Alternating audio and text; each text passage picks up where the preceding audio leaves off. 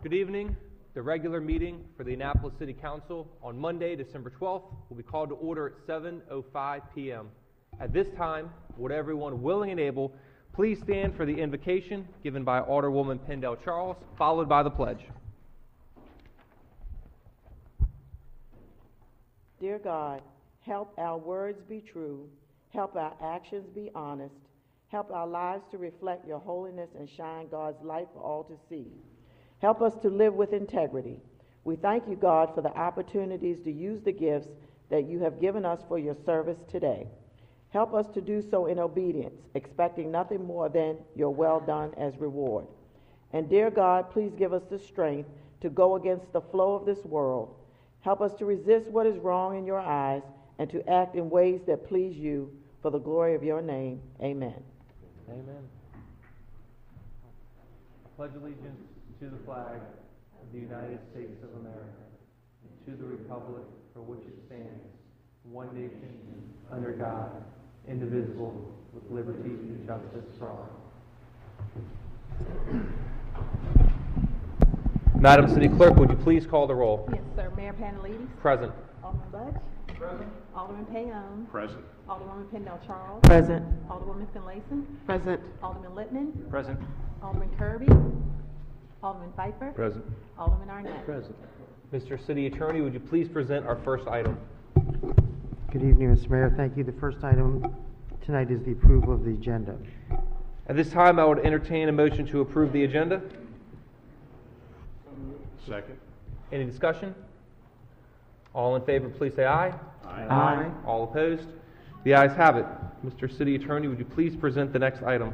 Mr. Mayor, next on the agenda tonight is a ceremonial item, which is the swearing in of a new police officer, Anna McClung. If you could join me at the front with Chief Priestou.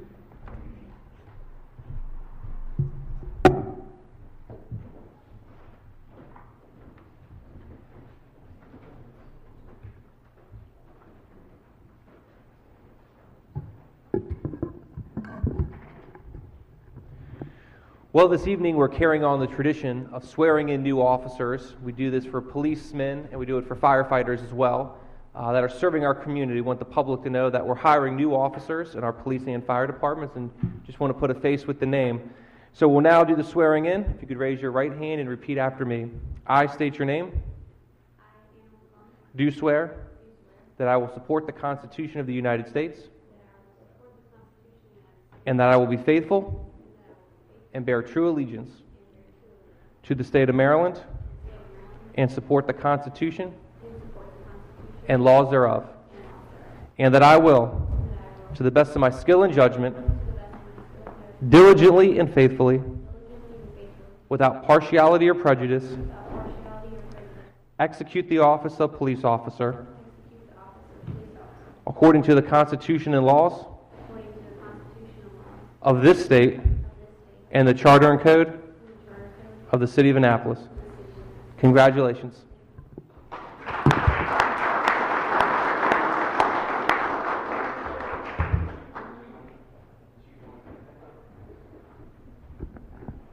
Anna makes the 111th cop. We've got a lot more to hire, but we're very happy to have her, and we're going to put her to work when? Tonight? Wednesday, okay. Thank you.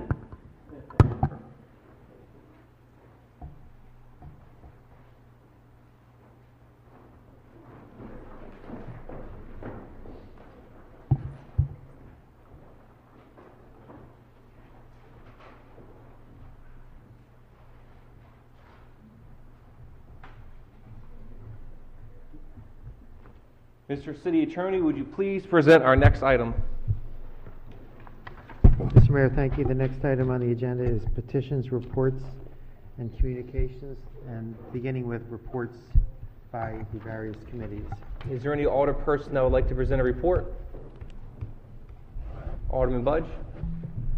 Yes, Mr. Mayor and members of the council and public.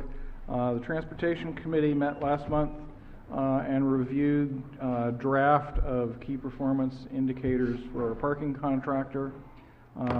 The Department of Transportation has prepared revisions to that draft. They will be reviewed, the revisions will be reviewed Wednesday night here at 7 o'clock by the Transportation Board, and next week on the Tuesday the 20th at 6:30 by the Transportation Committee. Thank you. Is there anyone else? Alderman Littman? Thank you, Mr. Mayor. The Environmental Matters Committee will not be meeting this month. We'll be resuming our deliberations in January. Alderwoman Finlayson? Yes, the Public Safety Committee will meet next Monday here in council chambers at 5 o'clock. Thank you. Alderman Pan? And the Economic Matters Committee will meet at 6:30 also next Monday here in the council chambers. Thank you. Mr. City Attorney, would you please present the next item? Thank you, Mr. Mayor. Next is comments by the general public. During comments by the general public, you can speak on anything that is not already scheduled for a public hearing. So if you came here to speak about the conveyance of Castlegate Drive, that'll be immediately following this or the building and construction code.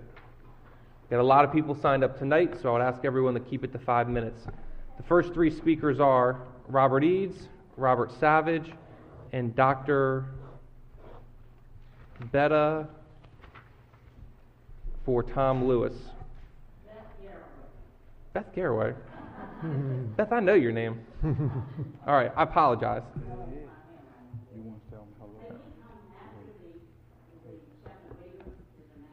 You may. I'm going to put my glasses on so I don't butcher anybody else's name. Sure, we'll put you at the end. Yep. What's that?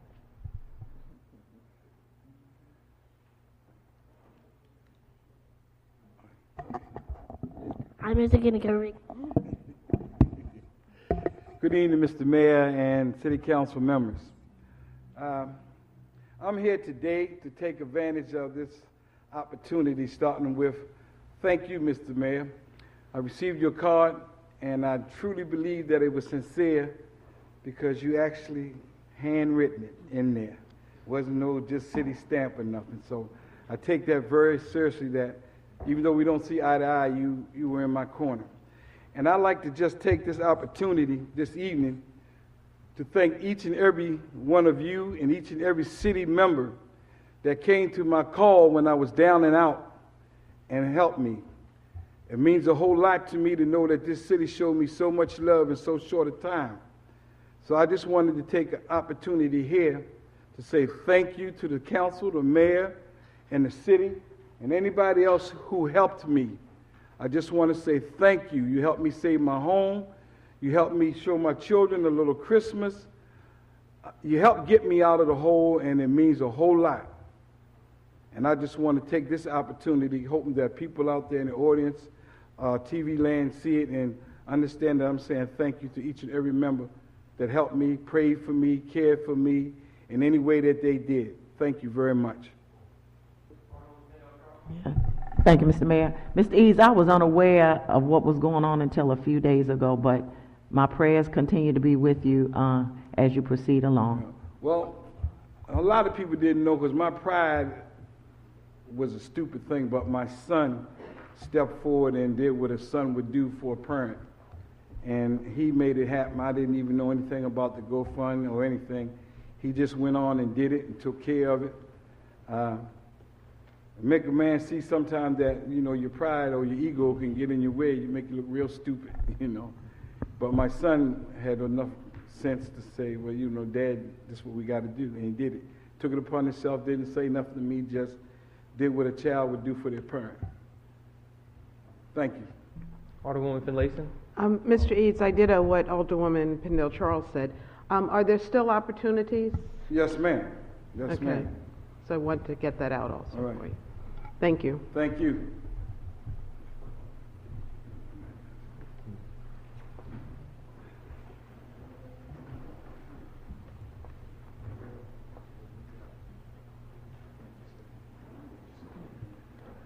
First of all, Mr. Eads, glad you're feeling better. Thank you very much. It's for Rob Savage, 12 Wind Whisper Lane. And I just want to comment briefly on the golf course.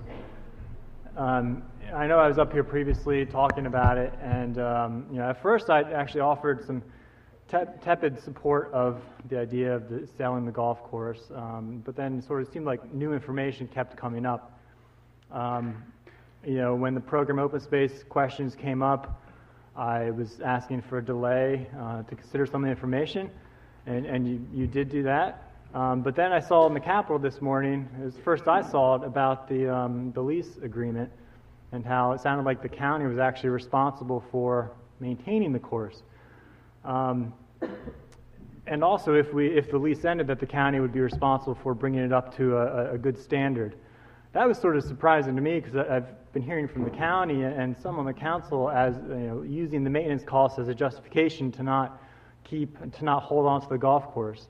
So it just seems a bit odd that if the county's responsible, that it went so long and just fell into complete disrepair. It seems like that the county should really be held to the original agreement they made with the city. But I know I haven't been privy to all of the discussions, and I have not had a chance to watch the work session. I'm not probably sure if it was televised or not. But just from an outside perspective, it just seems like new information keeps coming up, and this is really a huge deal. It's a huge tract of land. It could be potentially a large asset to the city, which definitely needs more revenue.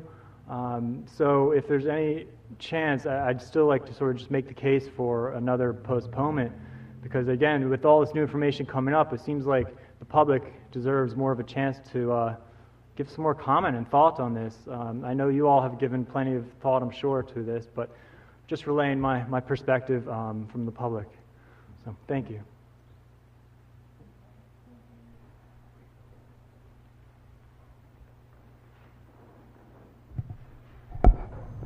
Next three people, Ellie Tierney, Peter Bittner, and John Butler. Okay. All right. Next three speakers after that, Pat Freese, Graham Castendike, and Alan Hyatt.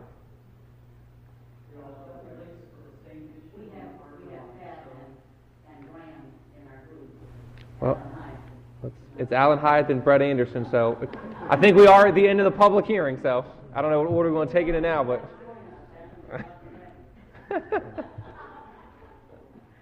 Mr. Mayor, Alan Hyatt, 200 Westgate Circle, in Annapolis here. Good evening.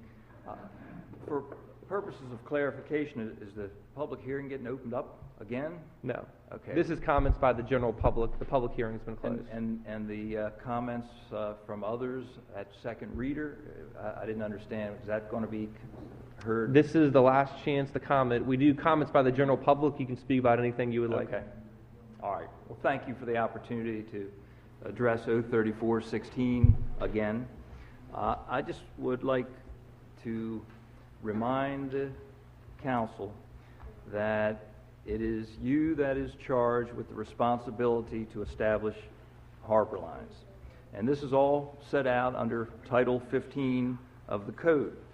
And the purpose of that title is to provide regulations for what is called the orderly development of the waterways, the structures, and the waterfront areas.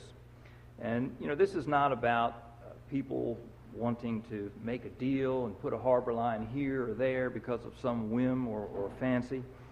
The law first states that the code is not to take away any privileges and uses of structures that were installed prior to February 11th, 1980. That's what the code says.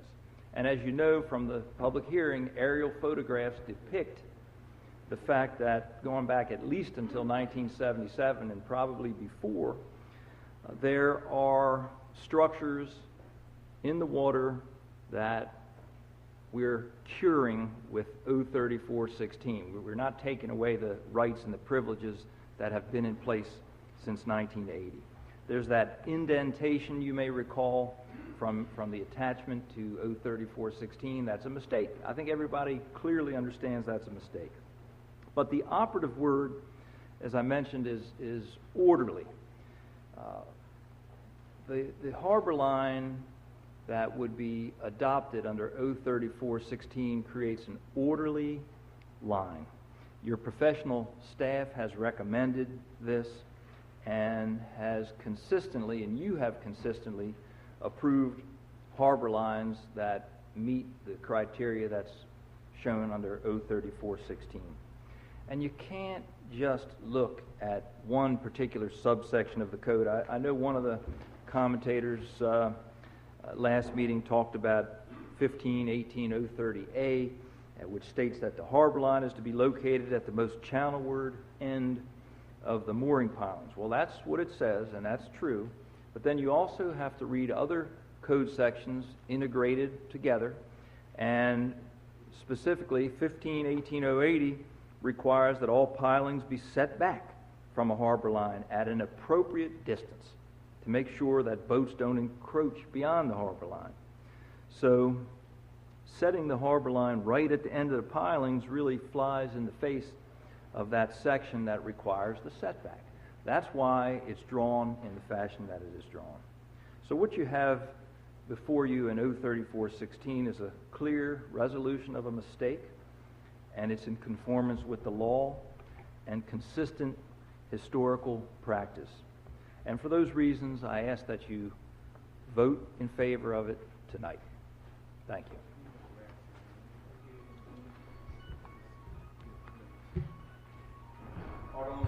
Alderwoman Yes. Finlayson? Mr. Mayor, for clarification, the public hearing is closed on 034, correct? That is correct.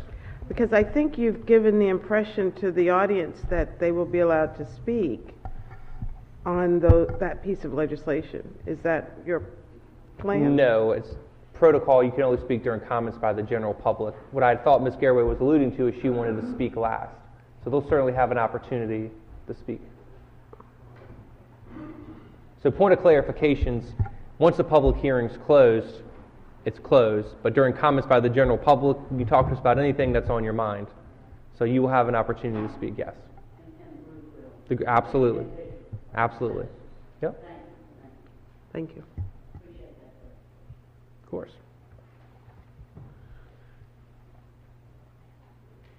So Brett Anderson, unless Ms. Garraway, you want to do your group in order? Or I guess Mr. Anderson, why don't you come? Okay. Then we'll start from the top. Beth Garraway, Ellie Tierney, and Peter Bittner. And we'll work our way down.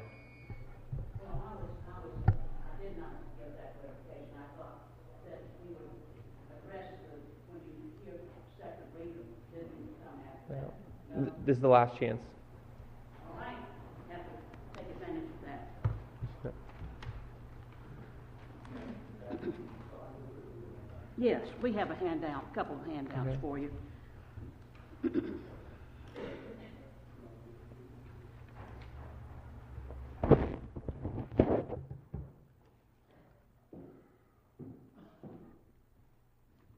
I'm here really to represent Tom Lewis, who is a part of our group and is he actually resides at the Point Condominiums. You probably know Marcia Plugan Lewis, and Tom wrote a letter that he asked me to read tonight. Then we have 2 or 3 other people commenting on the issue before us. Most of you know that, I hope I can read this without my glasses, that we are here to speak to the issue that Mr. Arnett has put before you, because we're convinced that there's an alternative to what he proposes. And we have been meeting with various people, including the Chief of Staff.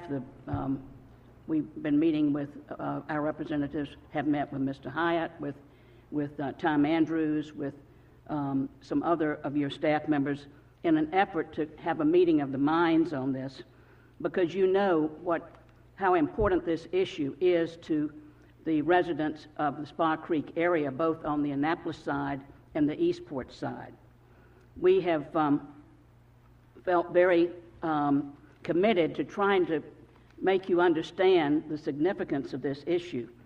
It's not a development issue to us. It has to do with the efficacy of the issue. It has to do with the legitimacy, the safety, and the issue of how we have a navigable waterway that is for the citizens of our city. Let me say we are not here to suggest that this needs to be postponed again. We're not here to try to hold up this development, this redevelopment that Mr. Anderson has proposed. We see these issues as separate. The redevelopment is one issue, and the Harbor Line is another. And the Harbor Line issue affects you in many ways because as I understand it, you're going to be looking at a comprehensive review of harbor lines and the implications for these harbor lines since, as you know, in our case in Spa Creek, we had Mr. Petrini and Mr. Sarles who changed things pretty much at their whim, and I say this respectfully because they were great people and they made an impact on Eastport. But I will say that even in 2009, you remember there was no permit. So we've had a history that's been a little checkered, and I think you therefore may understand the context in which I'm speaking, that nothing is ever a straight line or black and white. It has implications. And what Mr. Arnett has done to our mind is to expand the area that would define the harbor line. And I think Tom addresses that very, very succinctly here. We just want a fair assessment or an examination of the harbor line and a judicious settlement based on the law. We want to fix this problem as it is and let you move on, let Mr. Anderson move on to go to the port wardens and get the respective permits that he needs to follow through. We do not, however, want to give this issue a short shrift in that we don't want to have part of this harbor line given to SAIC, S-A-Y-C-E. We want it to be, as I said, judicious and legitimate. What it comes down to, and all of you know this, is how many slips the owner can put in the marina. And let me just say that we have an adjustment that Mr. Lewis has provided in his letter. As you read it, you'll see.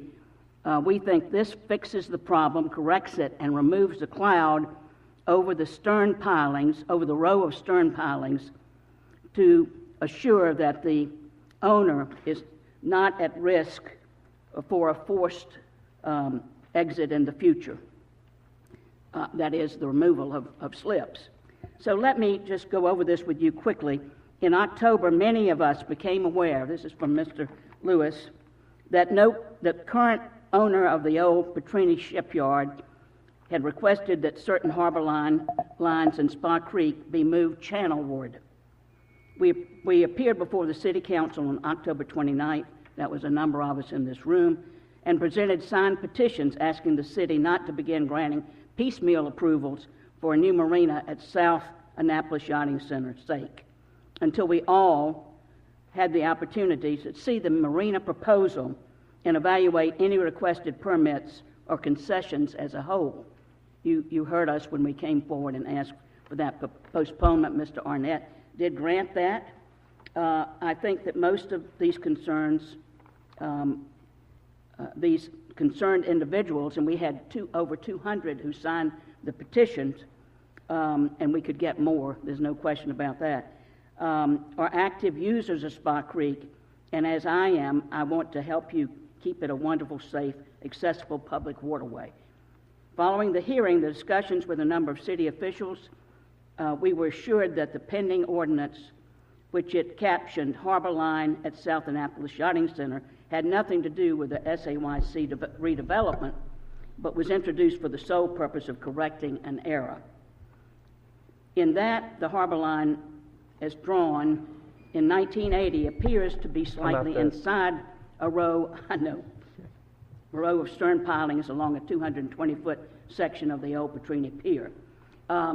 You can read this for yourself, but I just want to say, in closing here, Tom says, in today's world, when you acquire a property, you routinely obtain updated surveys and site plans, and it is altogether common to find a fence or encroachment that is located over a property line. You need to resolve those anomalies as best you can, in part because prospective lenders and equity investors want no question about a site they're going to put money into. I get that, and I understand the need to remove a cloud over a row of stern pilings to assure that the owner is not at risk for a forced removal in the future. One more paragraph, Mr.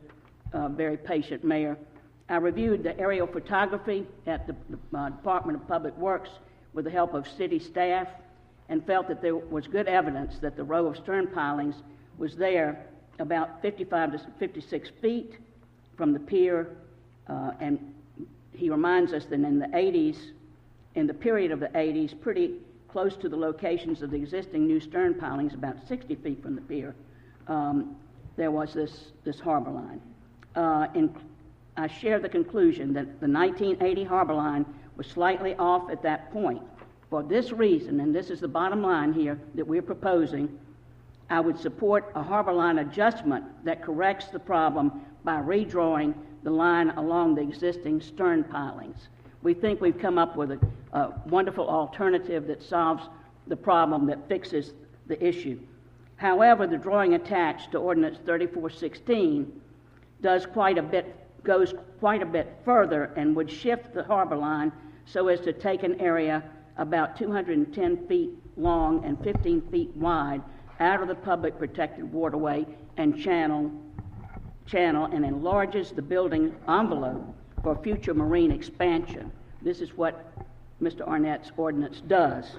I don't think there may be intention to do that, but it has that facet in his ordinance. It appears to be granting, and this is the bottom line which we're very concerned about, it appears to be granting an early stage concession for a future marina that is not the subject of this task before you. For these reasons, we urge you to limit the waterway, limit this ordinance to a harbor line shift to include the line of new pilings in question and stop here.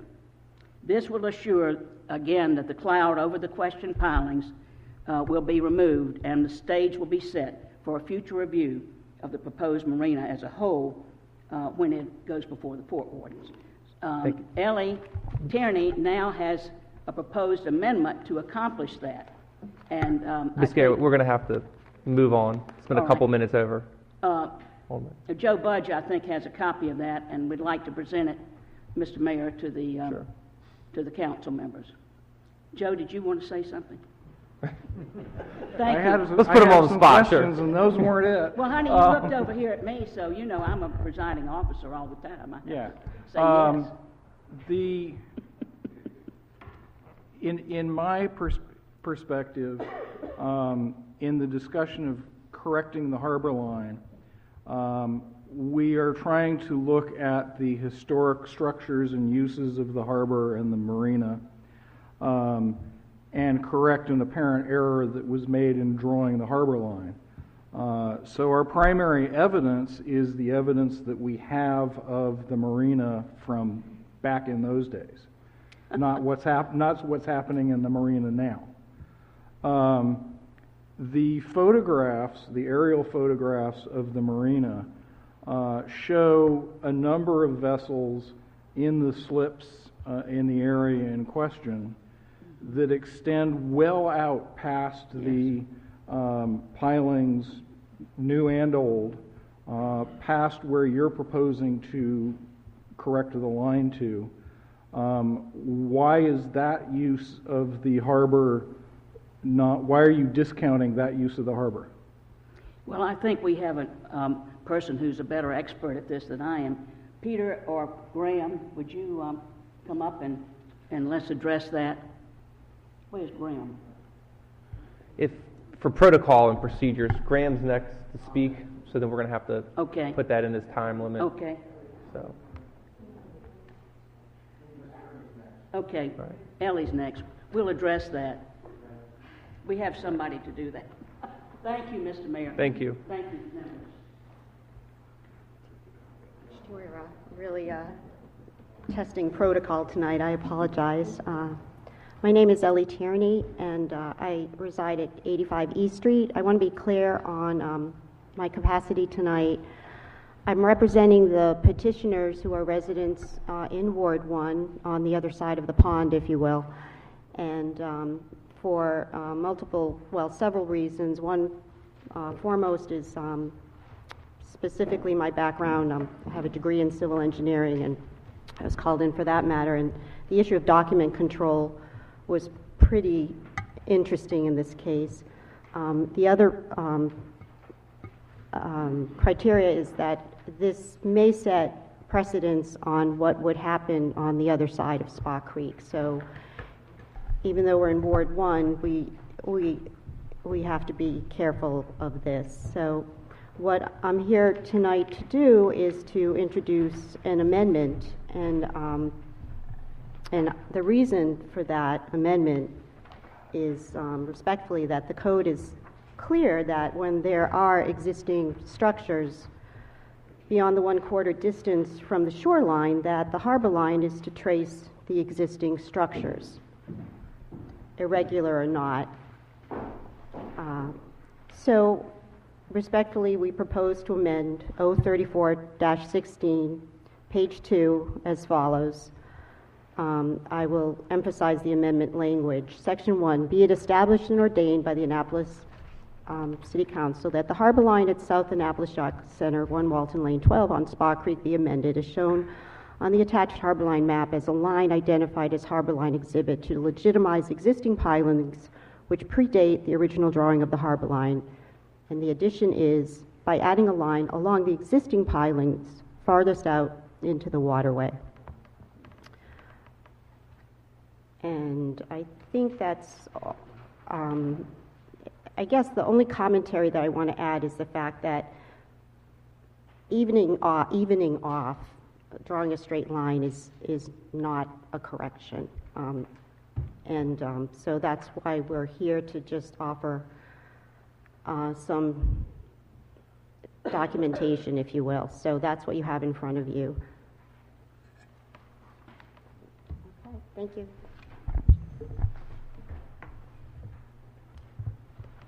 Mr. Mayor and others, my name is Peter Bittner. I just want to speak to a second handout that you were provided a moment ago. If you look at the second page of that handout, you'll see a map with the drawing of the harbor line and the existing marina. So the proposed amendment would establish the new harbor line according to these dashed red lines that are virtually on top of the existing pilings. That's the visual presentation of the narrative amendment that Ms. Tierney handed out.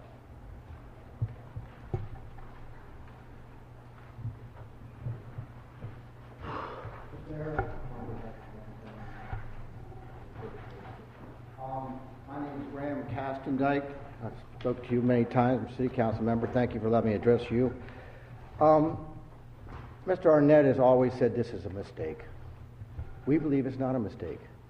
We look at the look at the drawings, and we notice a major choke point between here, at the Arnett Yard, and the Trinity Yard.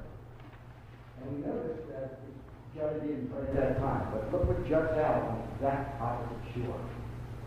You think somebody knew what they were doing? This is not a mistake.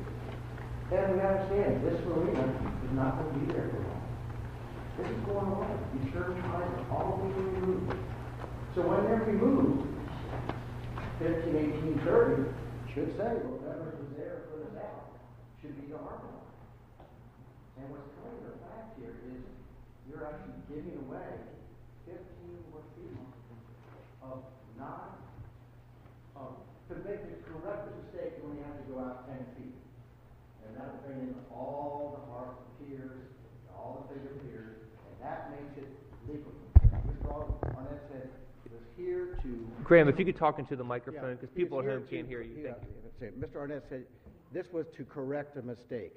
To correct the mistake, you only have to go out 10 to 12 feet, and that encompasses all the piers and the pilings that are currently there. You don't have to go about 23 to 25 feet. So we're asking the city, saying, what right do we have to give away public access, state waters, city waters, more than what it needs to make the correction or fix the mistake? The mistake I agree with, but it only takes 10 or 15 feet of the harbor line to change it, not 25 to 23 to 25 feet. So the amendment, we're saying. Now, if you also look at the last picture on the exhibit, the picture on the front, it was taken last week from the bridge. You'll really notice there's no boat here on the L pier. But that boat would be another 15 feet. But look how narrow that gap is. That's what you have to travel. With 15 boats coming out of the river, when the bridge opens, 15 boats possibly going in, paddleboarders, kayakers, it's a choke point, a big choke point.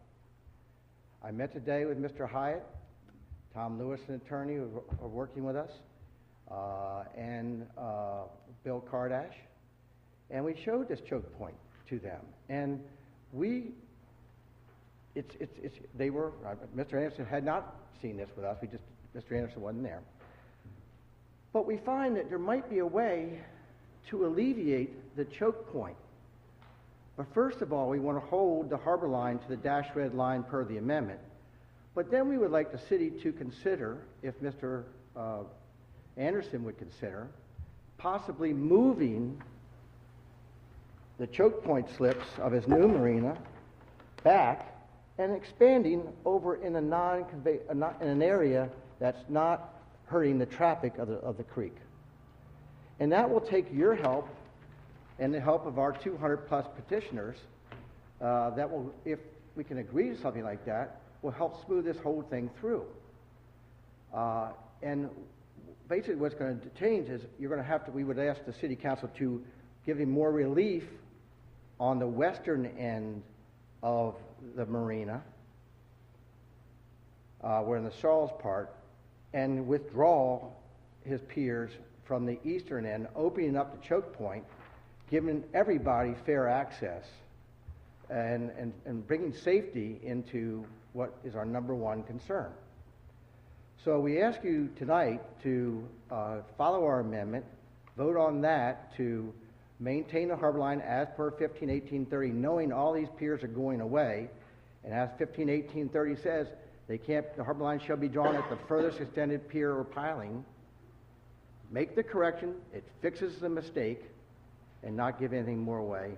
And we look forward to many discussions with Mr. Anderson and Mr. Hyatt with regard to, and the city council with your help, trying to redirect the marina diagram into one that will alleviate a major safety issue. Thank you very much. Thank you. Alderman Budge? Yes, Mr. Kassendike? Graham? I still don't have an answer to my question from your group. Okay, your question. The historic photos show vessels that are parked well out past the end of the boat shed, past the end of past the line of the existing pilings. That being the historic use of the marina, why is your group discounting that in the correction of the harbor line? We are not. If you look closely at the pictures, when you draw it from pier, L-shaped pier to the shed, those would be encompassed. That area would be encompassed. Yes, and my observation is the historic vessels that were parked there extended out past that line that you've drawn. I have no evidence of that, and whether they did or they did not, the drawings we have and all the pictures I refer you to pages 2 and 3 of the Maritime Advisory Board report on the We have been trying to get that report, sir. It's online. Okay, we will look at that, but it's too late for that now. But I only see in the current drawings you can see that this large drawing that I've given you all shows the appropriate distances, and there's no more needed. Well, I will re-emphasize, the current drawings should have almost no bearing on my thinking at any rate, because we are trying to judge what the historic use was at the time the harbor lines were drawn, Well, how as far to out whether or not we are correcting an error or not. Okay, then if you want to give up, how far out do you think you need to go? You don't need 25 feet. It's 10 to 15 feet beyond the existing boat shed and beyond the line that you're proposing to draw. I don't think there's any boat sticking that far out. I mean, I'll look again, but we've looked at a lot of drawings from 1977 on, and nothing sticks that far out. I think you need to look again. Yeah, it doesn't say anything about boats. The code says pilings or, yeah. Code is existing pilings and existing piers and moorings. Didn't say anything about boats. If that is the case, why was the harbor line drawn 18 feet outside the L dock and outside the As you know and we know, we boat don't shed? have a clue. And why was it drawn inside? Somebody knew what they're doing, we're saying, and you're saying somebody didn't. It's there as it's what we were given as a harbor line. And if you want to correct a mistake, you don't have to go out that far. Meet us halfway. Thank you. Okay. Thank you. John Butler, Pat Freese, and Brett Anderson. And before you start, sir, I'm going to jump ahead to something I have saving for my update from the mayor, but I think is very relevant to this. One of the things we're tasked with as elected officials is your trust. Make sure we're doing the right things. Harbor line is an issue that, frankly, nobody really thought about for the last 5 to 10 years because it hasn't come up. With this redevelopment, it made us rethink that. What are we doing? Where are the harbor lines? How can we fix them? And more importantly, how can we make sure in the future this doesn't come up again?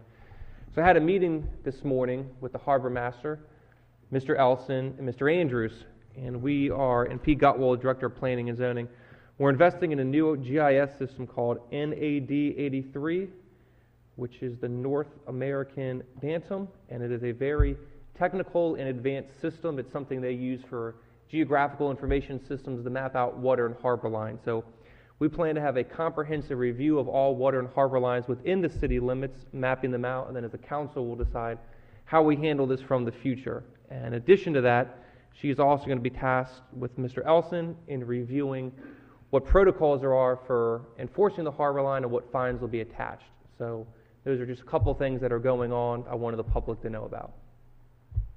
I'm John Butler. I live at 407 3rd Street.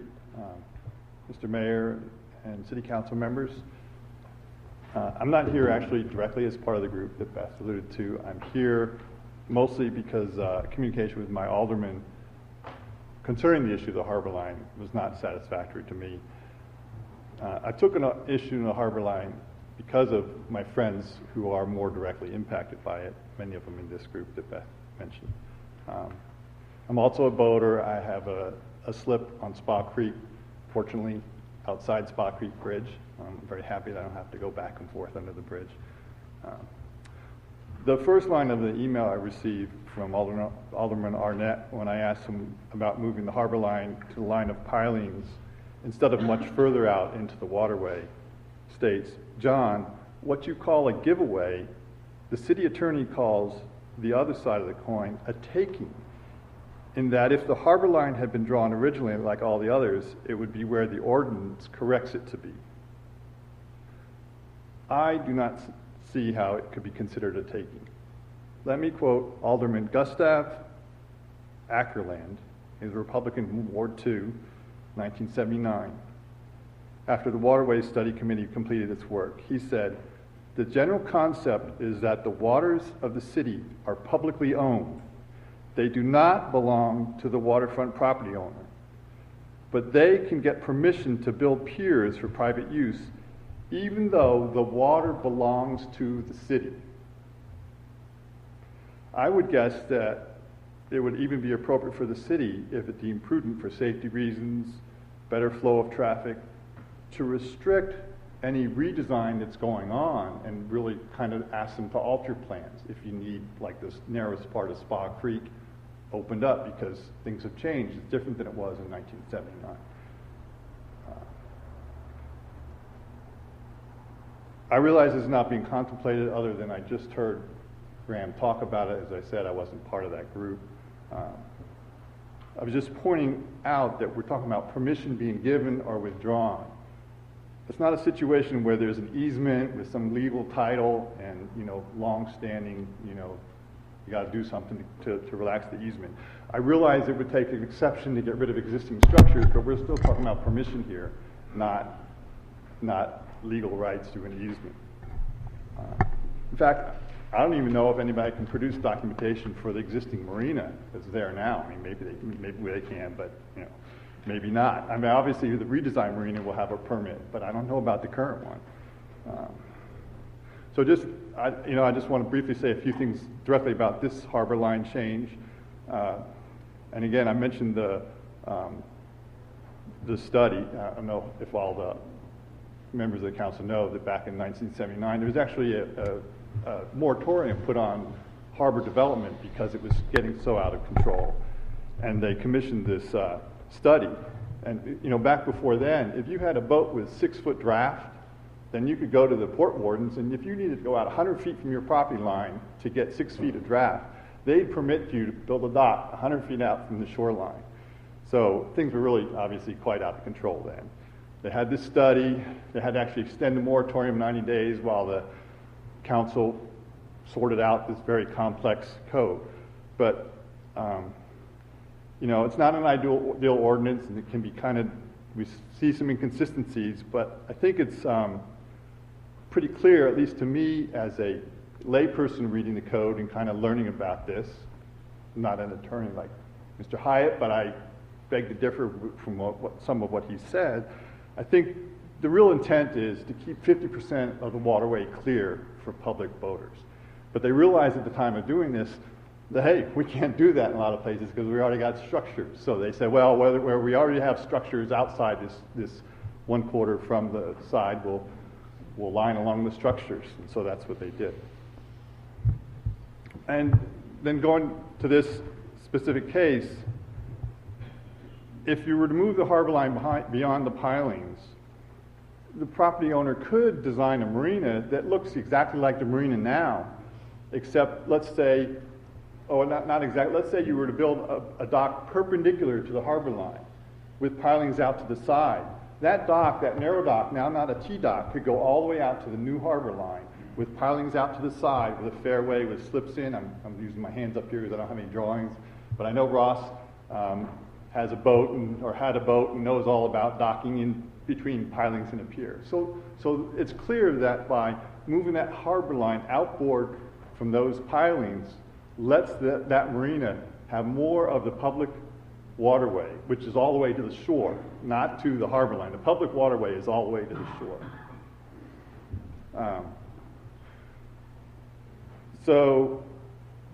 And the other thing is, I would think they would be legitimate even just taking their current design and moving the pilings out further, because the normal way to tie up with pilings, Joe, Alderman Budge, is to have the boat end kind of at the pilings. You definitely don't want the pilings too far beyond the boat, but you also don't want them too far back, because then it's not very stable in terms of tying up your boat.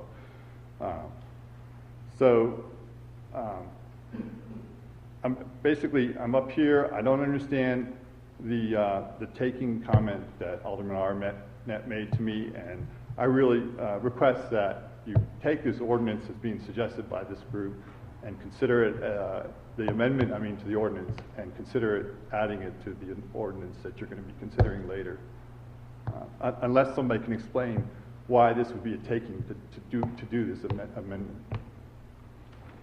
Thank you. Thank you.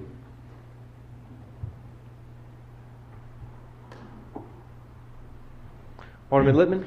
Mr. Mayor, I'm interested in hearing from Mr. Hyatt and hear if he has a response to the proposed amendment. I don't know if he's received it in advance, had a chance to consider it, but if you'd consider it, I'd be interested to have him come back. That's fine. I would just ask, we have 2 speakers left. Pat Freese and Brett Anderson. So after Pat, Mr. Hyatt, if you want to come up and address the issue of the amendment.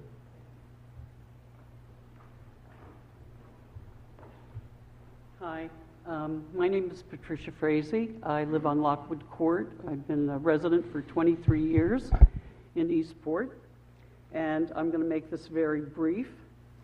I want to thank all of the people who've signed the petitions, who have spent numerous hours looking at this so we can make good decisions. They have put a lot of effort, time into this. They did it to protect public waterways. There is no personal gain for them. So thank you for all the work. A couple of things that concern me.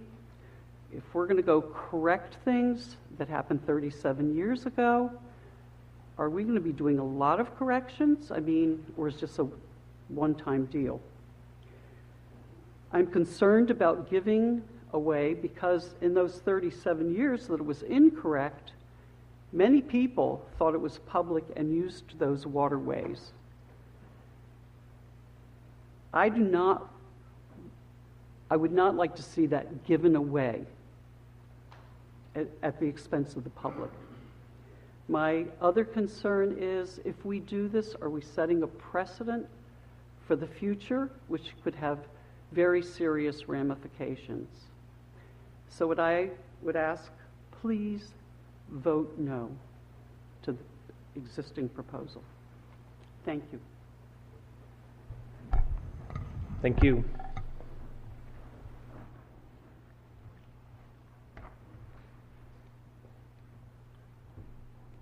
Thank you, Council, for allowing me to speak tonight. I'm Brett Anderson. I'm actually the owner of SAYC. And I'd like to start out by saying that I was raised here in Annapolis. I live here. I own a business here. I employ people here. And I'm interested in investing in our city to make it better. And this is really what this is all about. It's about investing in our city to make it better. My investment will add jobs. It's going to better the environment, and it's going to make things safer. There was comments tonight that this is on a whim, and that there are aspects of this that would be a taking.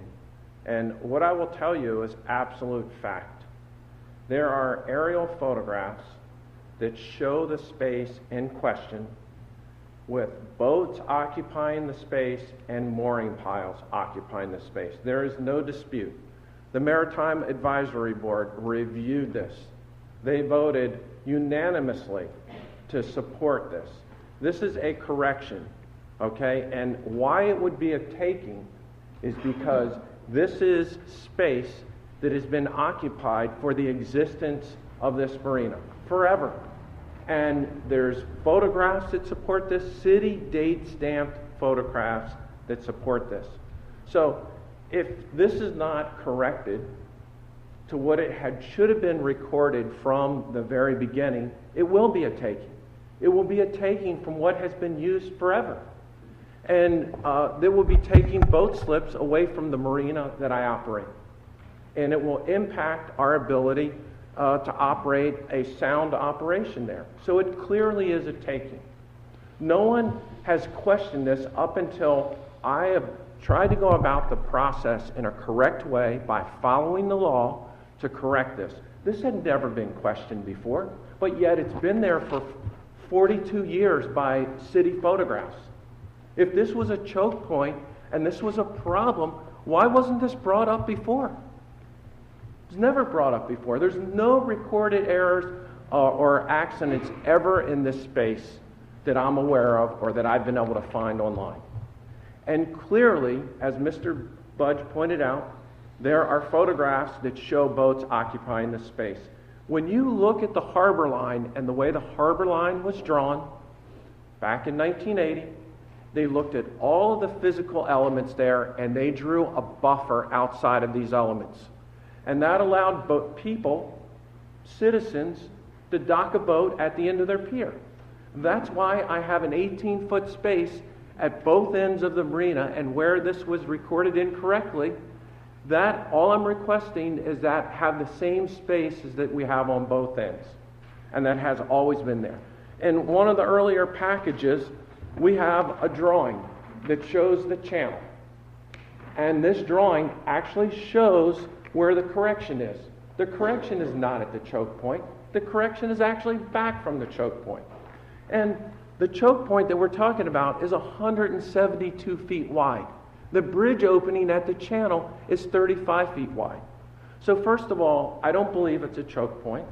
Yes, people have to be careful on the water, but hey, that's part of a boating responsibility. The space has always been there. It has always been used by the marina. So if this bill is not passed, it will be a taking from what has always been. That is not the precedent of how the city has gone about making these corrections in the past. So I ask of you to take this matter very seriously. This has been postponed twice. It's gotten a substantial amount of review. I don't think there's anybody that disputes that there's not an error here, and we believe the correction is logical and creates the same buffer that we have at the entire rest of the marina. So I implore you to pass this tonight. It's already been postponed twice. We think that we've put forth a substantial amount of evidence that supports our position, and we need this corrected so we can get on to the next step, which is operating a sound business. So thank you very much. Alderman Budge? Mr. Anderson? Yes, sir. I'm curious as to your reaction to Mr. Castronach's proposal that you draw back some of the docks at the area that's been characterized as a constriction in exchange for extending the harbor line elsewhere so that you can build additional docks there. Well, what I would suggest is that's not the ordinance that's in front of us, and I think that people can come up with endless viewpoints of how they might go about this. What I can't say is what impact it would have to others. There are people on Lockwood Court that might be opposed to the harbor coming out further, closer to them. So I really can't say whether, in all honesty, that's a good idea or a bad idea. What I would ask is that the ordinance in front of us be passed, and then further down the road, if there's something that makes sense, I'm happy to review that. At the end of the day, what I need to do is stay in business and operate a sound marina. And I believe that what we've put forth here, our ordinance, follows the precedent of how these corrections have been made in the past. And that clearly the law states that if these structures were in place, I believe it's August 11th, 1980, February 11th, 1980, that they're legal. And what I would say to you is that we have documents that fully support that. We have witnesses that have supported that. And that if it's legal and it's been occupied, this correction should be made. And then if there's something down the road that perhaps can better this condition even further, we're willing to take a look at that. But at the end of the day, the first thing that we need is our correction. Thank you. Thank you. Mr. Hyatt, if you would like to address Alderman Littman's concern.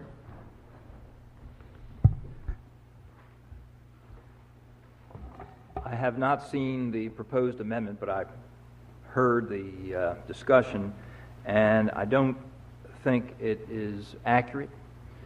Okay. Yep. What the request is to have the amendment provide that the harbor line is at the end of those pilings. And I don't think that's consistent with the code. I stated before that on the one hand, 1518-030A states that the harbor line is to be located at the most channelward end of the mooring pilings, but when you read it in conjunction with 1518-080, that requires that all pilings be set back from a harbor line at an appropriate distance. So you can't just end it there, you have to have an appropriate distance, and the whole concept, the whole scheme of this harbor line is that you need an orderly process. And that is exactly what 03416 does. So I would suggest that it's not appropriate. It makes it an inorderly process if you start moving things up and down. And if you look at the drawings, the line connects. And what Mr. Anderson said is correct about February 11th, 1980, and that's the concern of the taking. I'm assuming the city attorney had those comments, because if you had rights in effect in February of 1980, then that's what we're here to correct tonight. And I think it's really, it's just gotten really out of control. And I think that the comments from the public, and I did have a meeting with Graham earlier today, and happy to meet again, but the ordinance should be adopted, and when there's an application before the port wardens, then I think we should talk. But at this point in time, this amendment is not appropriate and is not in conformance with Title 15. Mr. Hyatt, in your remarks, you said that one of the characteristics that we're trying to establish is an orderly harbor line. Yes. And that this legislation, this proposed amendment, Alderman Arnett's proposed amendment, does that by making it a straight line. Back in 1980, 1979, when the original lines were drawn, the drafter included this big indent, and clearly that level of orderliness wasn't important at that point. Why is it important now when it apparently wasn't important then? Well, I think it's a little bit of speculation as to why that line was drawn in the fashion that it was drawn. Maybe the pen was too thick. It's hard to say. I mean, I don't think there's a rational basis for that indentation.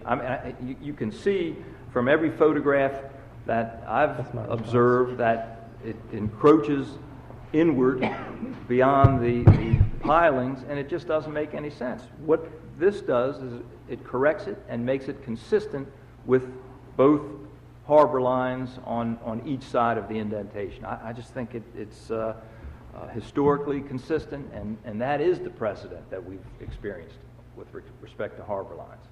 Thank you. Okay, thank you. Thank you. If there's anyone else from the public who would like to speak, please come forward. Now is your opportunity. Seeing no motions in the chambers, I declare comments by the general public closed. Mr. City Attorney, would you please present the next item on the agenda? Mr. Mayor, the next item is an update from you, if you still have an update. I know you addressed it before, but... I have a long update. Okay. I'm going to put my glasses on to read it. So that's what's next. So December's been a busy month. I want to bring everyone up to speed. First, I want to thank everyone who attended the Mayor's Open House. We always have it right here in City Hall before the first Midnight Madness. We collected a large amount of canned food, which we gave to a local food bank. We also had the Eastport Parade of Lights, and I want to thank the Eastport Yacht Club for letting me be a judge. That was a huge success, and it was voted #1 by USA Today for parades. It beat out the Macy's Day Parade, so thank you to everyone who voted online. In other news, the city got our ratings from the 3 major agencies.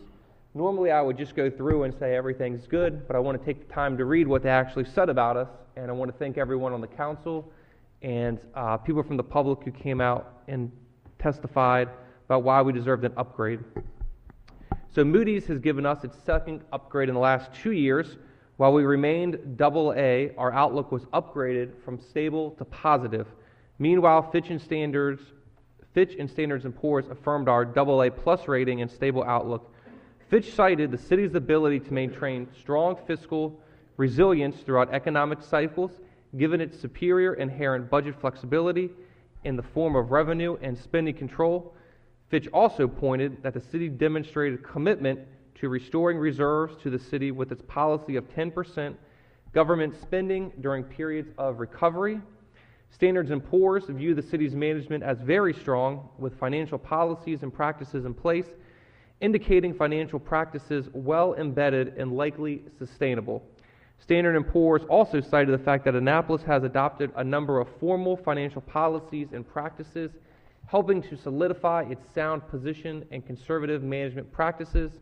And finally, Moody's said that they acknowledge the city's recent improved financial position, supported by proactive management and conservative budgeting despite a planned reduction in services.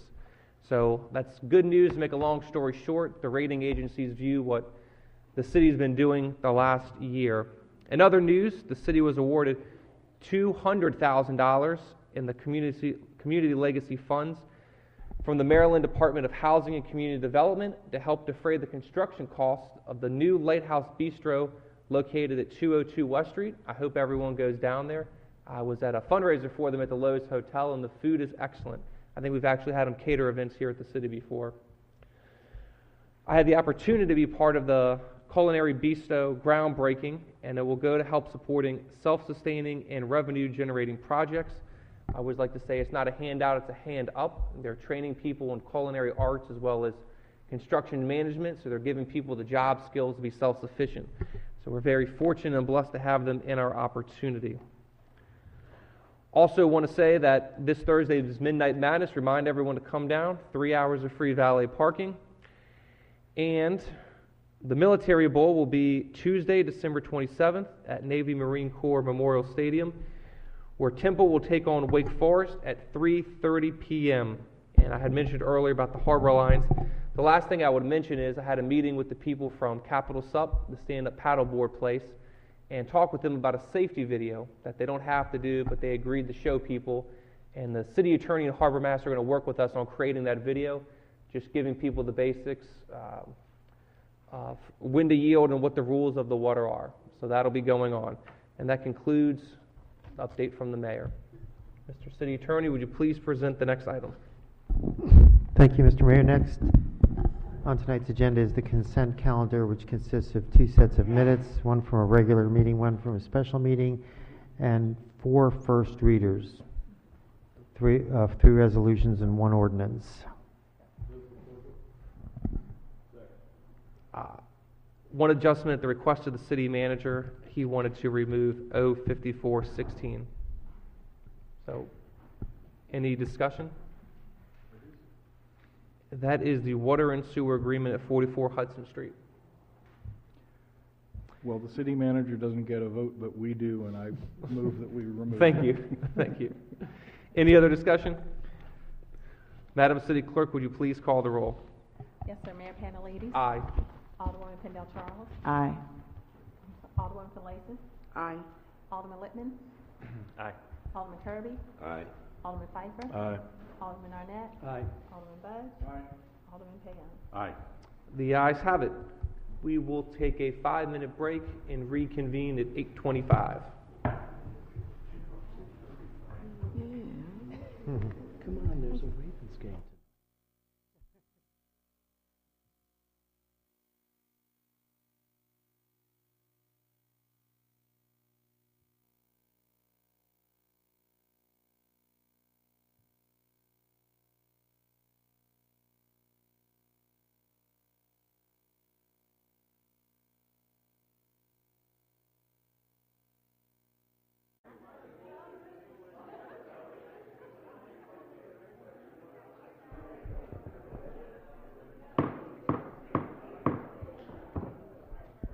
If everyone could have their seats, the City Council is now back in session, and we will move on to the next item on the agenda. Mr. City Attorney. Thank you, Mr. Mayor. The next item on the agenda are beginning of public hearings. And the first one is O5116, which is the conveyance of part of the unimproved portion of the city-owned right-of-way containing the roadbed of Castlegate Drive to Lydia Mae Garrett Revocable. Nobody had Trust. signed up in advance to speak. If you'd like to address the council, now is your opportunity. Seeing no motion, I declare the public hearing open until the regular meeting, February 13, 2017. Mr. Mayor, Alderman Littman. Alderman Kirby, sorry. I was looking at Alderman Littman when I said it. yes, sir.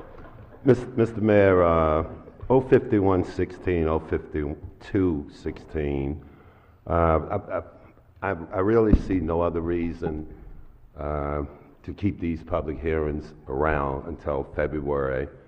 And if I could, I'd like to make a motion right now that we close these public hearings and send them into the Housing and Human Welfare Committee as early as next week, so when we come back in here, we'll be ready to act on them.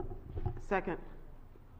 I'll have to ask the city clerk or attorney for parliamentary procedures to vote. All right. Moved and seconded.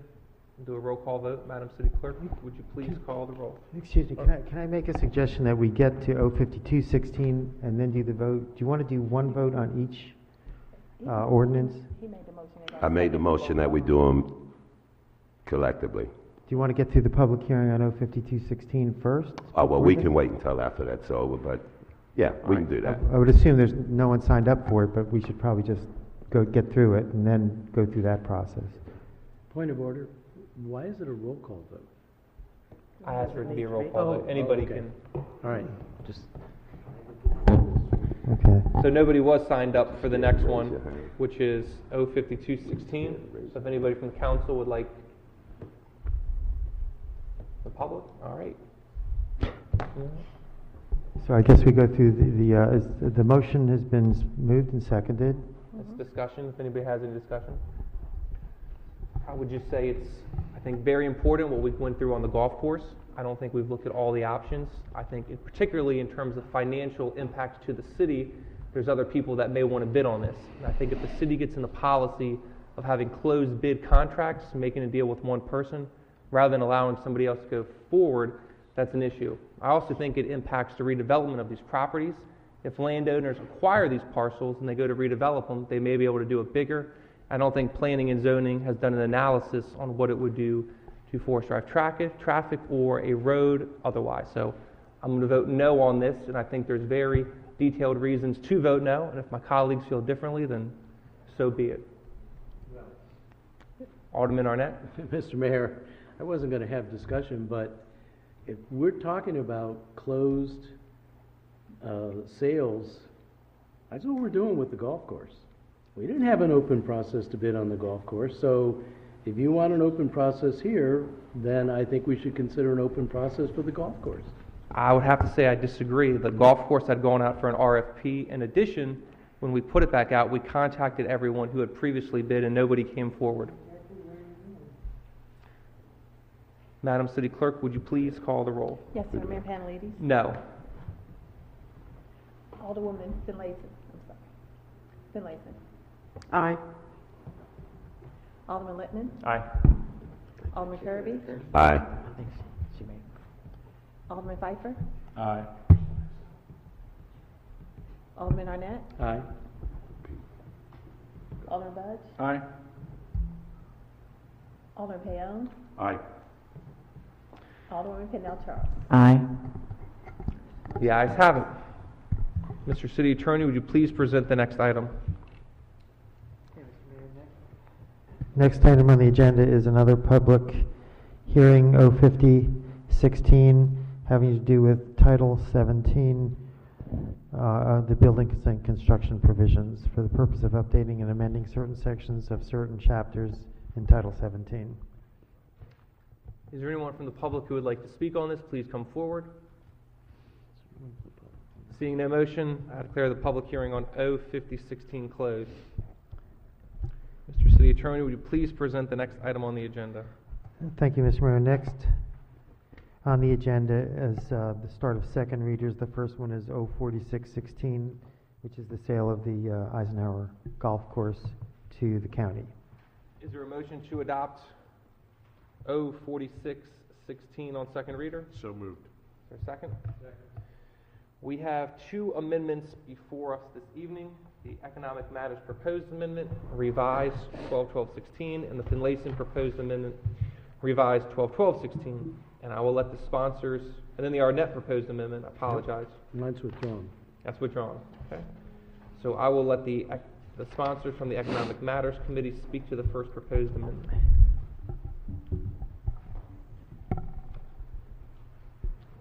Or anyone. Mr. Mayor, we did review this, and we didn't vote on it.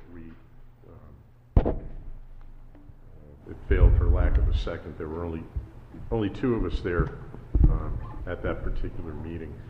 I would, however, defer to my colleague from Ward 4, whose amendment this actually was, and allow her to explain it. Well, for clarification, are we talking about the Finlayson amendment? I thought we were. I thought there was another. Economic Matters. Okay, I'm sorry. Yes, okay. I'm sorry, Mr. Mayor. The reason for this is, I think, obvious. The amendment speaks for itself. I don't know that it's necessary at this point in light of what the evidence we've been presented with, but nevertheless, I think it is extremely important that this be included, keeping the property as is open space and permanently used as a golf course, at least that portion of the property. That this would be binding on the county and its successors and assigns and shall run with the property. What all that means is that it's in perpetuity. I think it's a very good amendment, and it ensures what we want to see done with the property. In other words, to get this overturned, the county would have to go into court and show all kinds of changes of circumstances, fraud in the inducement, mistake of fact, or mistake as to the interpretation of what this means. This is very clear. I don't think there's any of those things are present here. It's just one more step to help make sure this stays as open space in perpetuity, in addition to the use of the open space money. Alderman Budge? So was that a motion? I thought that it had already been made, but I was asked for an explanation. Of course, I would move it All right. at this time. And I'll second it. I would also like to offer an amendment to the amendment, actually a couple of them. The first is the amendment begins with the wording, the contract of sale and deed conveying the title. And my proposal is to strike the words the contract of sale and. So we're just dealing with the deed conveying the title. The deed is what governs. The contract is essentially is of little consequence under these circumstances. Let me interrupt you if I might. I would be willing to strike those words from my amendment if that would save time.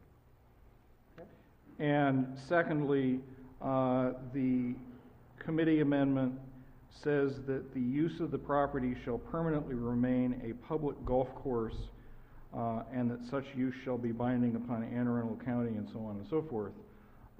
My proposal is to substitute public open space for a public golf course, so that permanent use, 150 years from now, golf might not be exactly what we want. But we do want it to remain open space. We do want the open space strictures to apply regardless of what recreational use the county puts it to. Right. Is there a second to the motion? Second. Is there any discussion?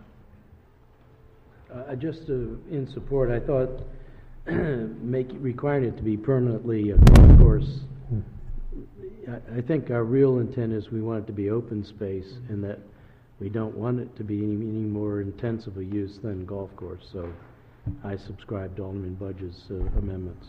Great.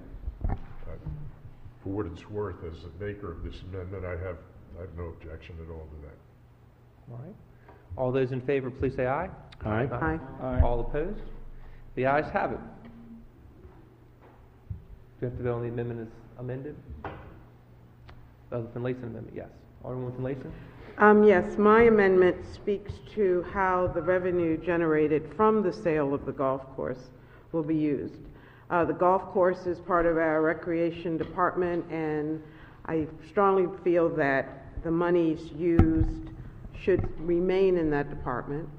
Our Truxton Park pool has been failing, and we've been patching it for years.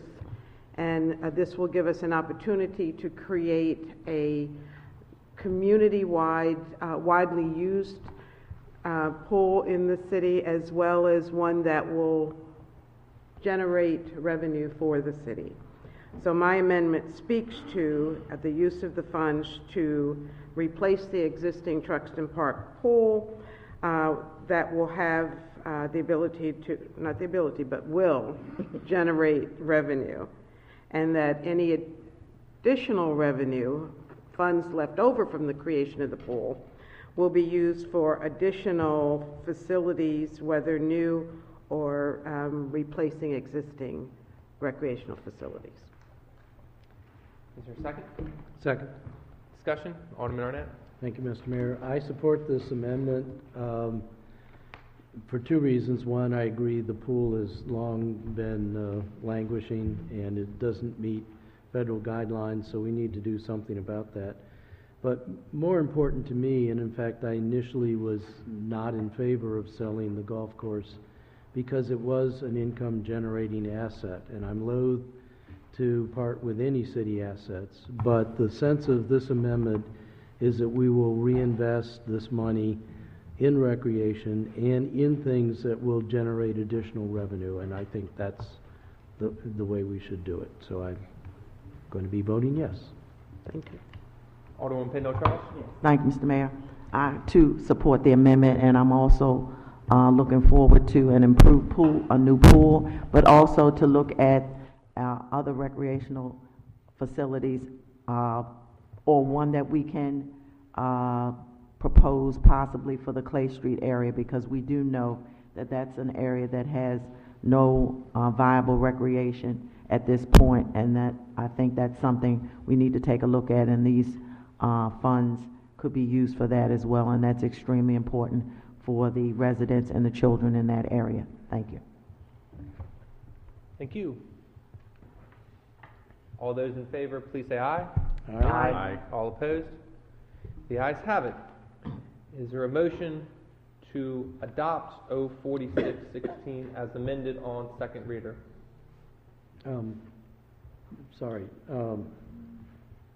Alderman Budge, I thought there was going to be an amendment from you to go into the ordinance itself.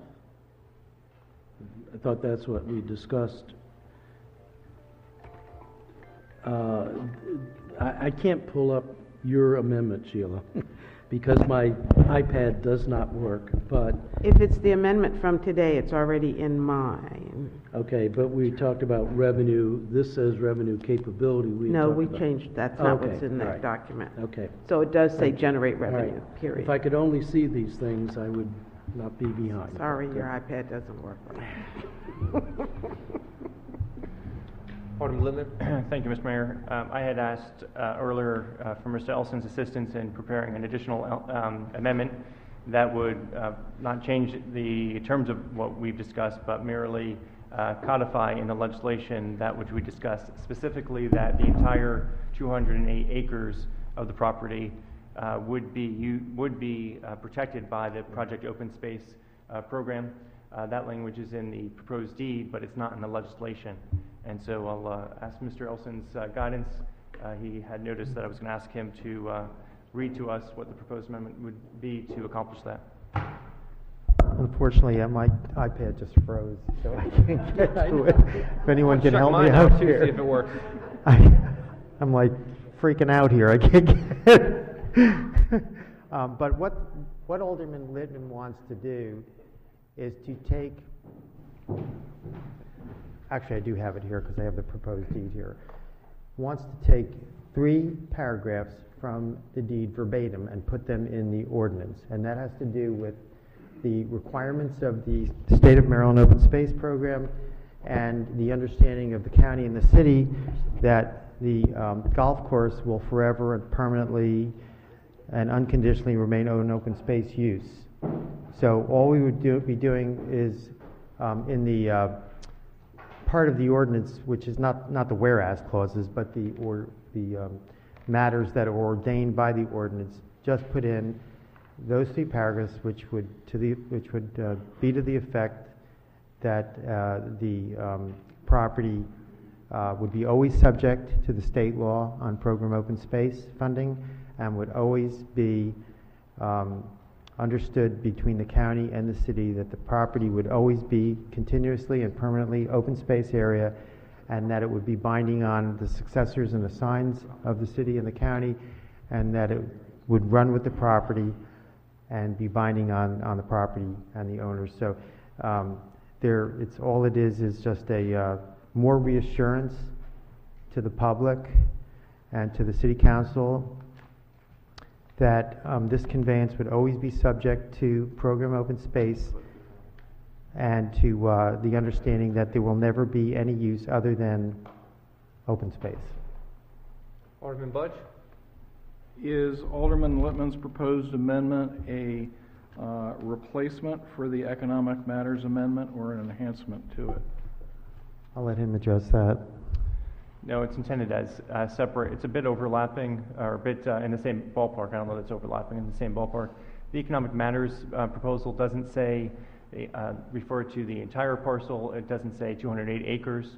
It doesn't use some of that specificity that I was looking for, whereas the deed does and the quoted language does. So rather than attempt to pigeonhole that piece into the Economic Matters, it just seemed to make sense to do it separate. They're slightly overlapping, but there's no cause for concern. I think it's pretty clear what the city intends, what the council intends by putting the language of the deed verbatim into the ordinance. Alderman Pan? I think it's covered already, but I don't have any problem with a little bit of duplication. I think it makes it even more clear, makes the point even more clearly. So no problem for me. All right. Is there a second? Second. All those in favor, please say aye. Aye. All opposed? The ayes have it.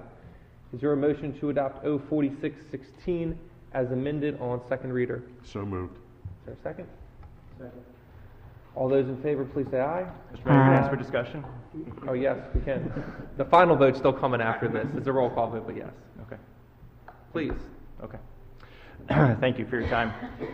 Certainly we each come to the council with our own experiences and approaches. I've had the privilege and opportunity to work with private equity firms, CEOs, CFOs from numerous international companies while working together on acquisitions and sales, which gives me certain expectations of what due diligence looks like. The first step is to recognize what you don't know and to seek expert professional advice on those issues.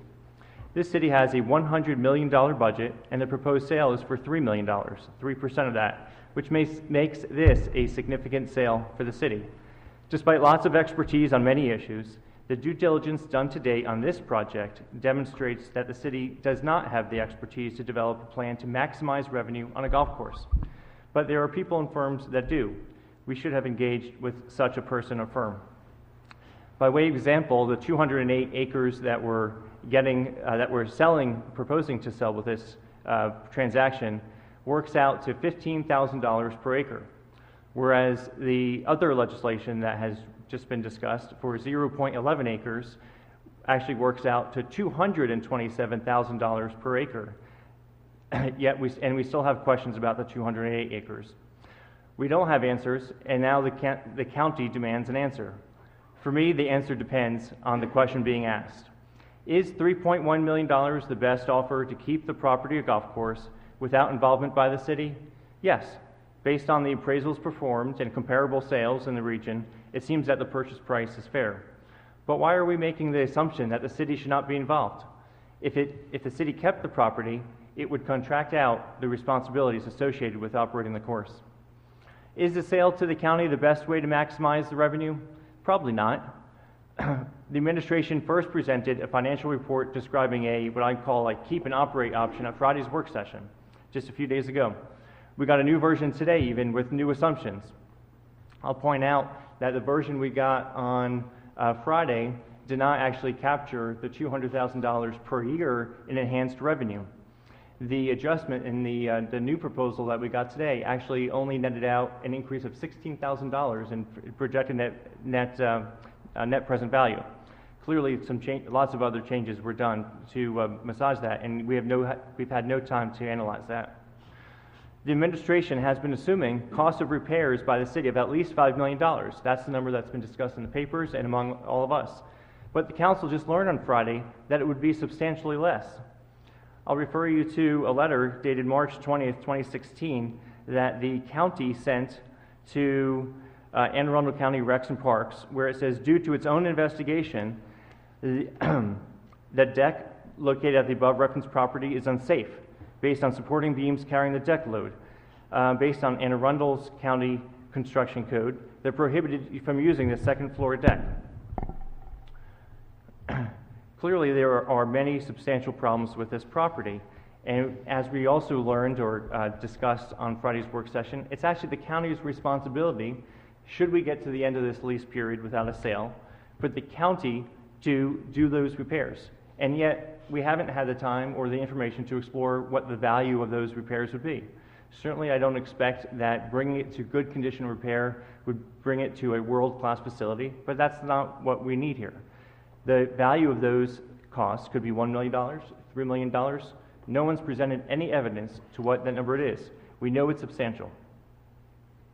We also had testimony on Friday that the county would honor its lease. This would not be a lawsuit that would, this would not necessarily be a lawsuit where the two parties would be against each other. There's no reason, in fact, to suggest that there would be dispute. Finally, the potential revenue is significantly greater than currently offered. We've been estimating future revenue based only on recent years. However, prior to the recent Great Recession, revenue from the course was significantly higher than what it has been in recent years, plus it was split 50-50 with the county. While certainly the revenue stream will ebb and flow, the city's interest in this property is forever. Unlike a private owner that may consider a shorter window for profitability, the city can use this property to produce revenue forever, rather than accept a one-time payment of $3.1 million that is equivalent to annual profits of just 10 to 20 years. Despite these questions, the council now seems anxious to make a decision to sell this property now, and that is how I expect the vote to turn out. Given the history that the city has in missing revenue opportunities at the Market House, the Pitmore Rec Center, this golf course and elsewhere, let alone providing an incomplete analysis to provide for this sale, perhaps getting out of the golf course business is best. However, if that is your reason for voting for this, what does that suggest? Does that suggest that the city should be exiting other activities as well? Thank you. Alderman Pan. Thank you, Mr. Mayor. To that I say, first and foremost, the city has no business being in the golf course business. That is not one of our core functions, and its usefulness to our citizens is not perhaps what it was in 1966 when this original lease was signed. It's not to say that it's not something that is used by the citizens of Annapolis, but we don't get any discounts. We pay the same thing everybody else does, and I would anticipate that continuing in the future. Secondly, $3.1 million is clearly at the high end of the value that when compared to other relatively similar properties that have sold recently in this state. As a matter of fact, for $1.6 million, there was a wonderful golf course, much newer than Eisenhower on the Eastern Shore, that sold, including the clubhouse, a substantial clubhouse that did a lot of business in terms of catering. But in addition to that, you just have to run other comps, and you'll find that we're getting, I'm not going to say we're getting more than it's worth, because we did have property, we did have the value assessed by independent appraisers, and 3.1 million is in the range that they came up with, but it's near the top of the range that the three came up with. The alternative is for the city to borrow money to make the golf course more playable. Now, I know we can get into what kind of shape we've got it back in, that we will get it back from the county in, but come on. Plenty of money will have to be sunk into the golf course to make it something that the city of Annapolis would be proud to put its name on. And I just don't think that's a good idea, particularly with no promise or no clear path to profitability, unless we're going to spend millions upon millions, and even then it's speculative. Fourth, I would note that our ventures in the past in functions other than strict governmental functions have not turned out so well. Think Market House. I don't know about you, but I'm still waiting for that big revenue stream to come in from rentals there, and I got a feeling I'm going to be waiting for quite some time. I don't like the idea of having to sell it, and like Alderman Arnett, I was initially against the sale, perhaps for a different reason. Frankly, I thought it was worth a whole lot more money until I looked into it. $3.1 million for that acreage that Alderman Littman mentioned seems like it's a bargain to me.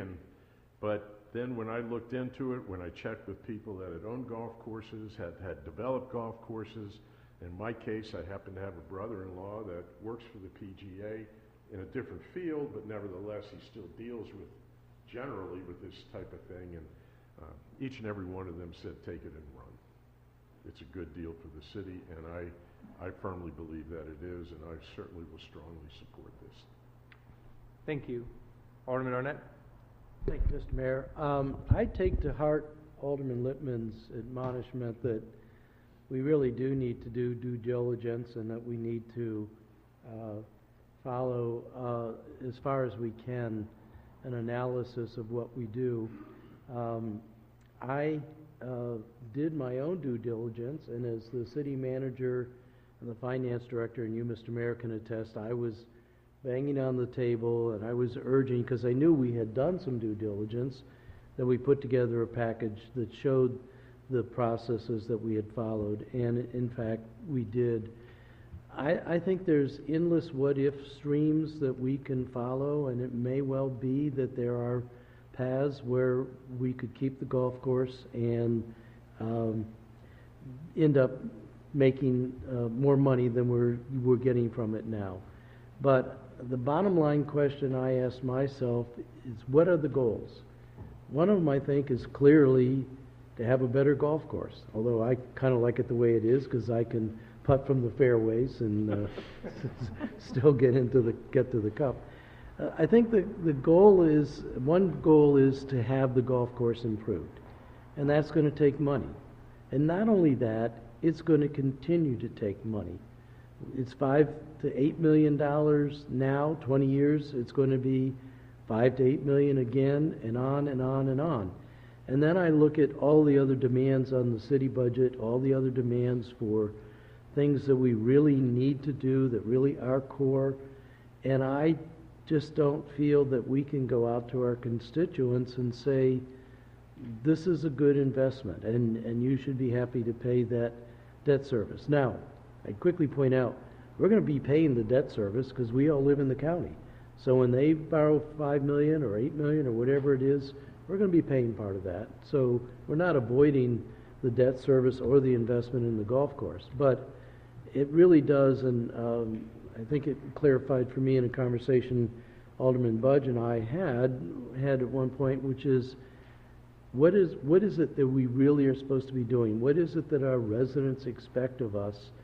And I don't think in the top 10 list, golf course management is going to be there. I think clean water in, dirty water out, public safety, ambulance, fires put out, all of the city administration, those are the things that we ought to be doing. And so, while I do have some pangs, I would like to see the city be involved with this. I can't justify it. And when we do what we did tonight with the amendments, which is we're going to take that money and repurpose it to other income earning operations, I feel very comfortable voting for this sale.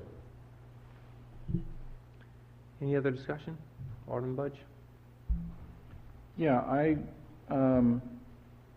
think that looking at the sale of the golf course and looking at the golf course itself as strictly a financial investment that we should be in to earn income, it approaches the pinnacle of municipal foolishness. As Alderman Paone has said, the city has demonstrated its inability to manage for-profit enterprises. But more than that, if we are going to look at for-profit enterprises as investment vehicles, perhaps we should be looking at buying ski hills, drag strips. I mean, there is no end to the number of things that we ought to be looking at if that is a justifiable business model. And I don't think municipalities have any business doing any of that. The issue for us is making sure that we have an offer on the table that is fair, that is not likely to be exceeded by any other bidders for a golf course on open space within the county. And I think I'm satisfied that we have that before us, and therefore I'm going to vote for the ordinance. Thank you. Any other discussion? All those in favor, please say aye. Aye. All opposed? Madam, is there a motion to adopt O 4616 on third reader? So moved. Is there a second? Madam City Clerk, would you please call the roll? Yes, sir. Mayor Panladies? Aye.